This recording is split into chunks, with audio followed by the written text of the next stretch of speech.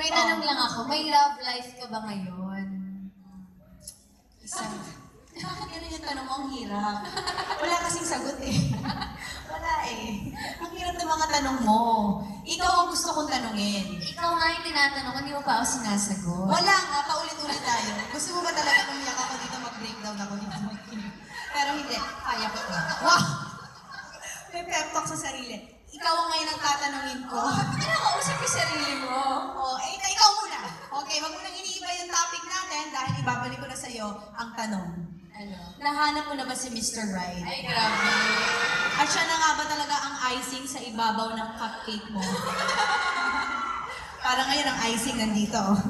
Hindi, nasa damit ko yung icing eh. Oo. Pero natutuwa ako dahil tuloy-tuloy pa rin ang love story ninyo sa The Story of Us as Yes, McCoy thank you and naman. Dean. And hopefully talaga lahat kami dito, lahat kami, in behalf of the Resorts World Manila, kami ay talagang nag-hope na talagang siya na ang man of your Ay, dreams. grabe.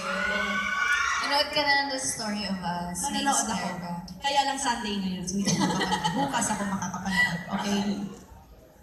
Itaas yun na po yung prompter. Ayan, alam mo, tamang-tama ang description mo sa next group of performers natin dahil mga mukha sila mga Mr. Right. Napanood